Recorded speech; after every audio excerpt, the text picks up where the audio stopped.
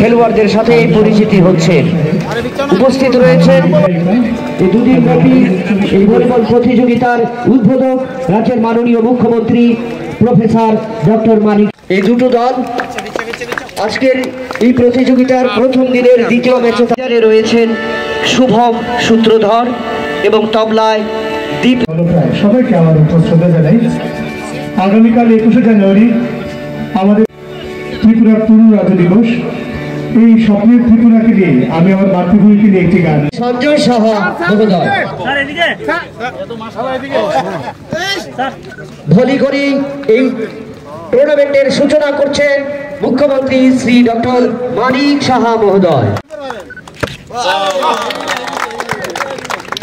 অরবিন্দ সংঘের খেলোয়াড়দের আগামীকাল এখানে স্বর্গীয় গীতারানী দাস স্মৃতি ভলিবল কম্পিটিশন আজকে এখানে অরুন্ধতিনগর দ্বাদশ শ্রেণী বিদ্যালয়ে 39 নম্বর পূর্বার্ডের যে মাঠ, সেখানে আজকে উদ্বোধনী অনুষ্ঠান। 3 দিনের এই ভলিবল টুর্নামেন্ট হবে। নকআউট আমার কাছে যা বলা হয়েছে প্রায় 21 থেকে 22টার মতো টিম, না এখানে 22টার মতো টিম এখানে প্রতিযোগিতায় অংশগ্রহণ করবে।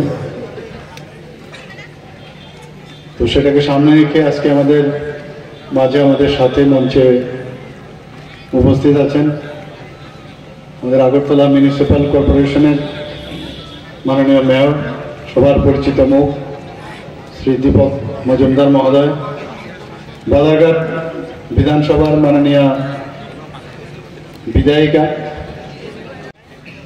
পলকবাবু বলছেন যে ওনার ছেলের সাথে যখন কথা বলছিল তখন বলছিল ক্রিকেটের টুর্নামেন্টের সময় খুব সম্ভবত আমি এখানে এসেছিলাম।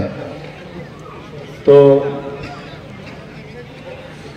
এখানে যে কথাটা বললেন যে এটা যেন মানে মাঝখানে থেমে না যায়, এটা যেন কন্টিনিউয়াস থাকে। অনেক সময় আমরা দেখি এই ধরনের শুরু হয় ঠিকই, কিন্তু এটা সাস্টেন করে না।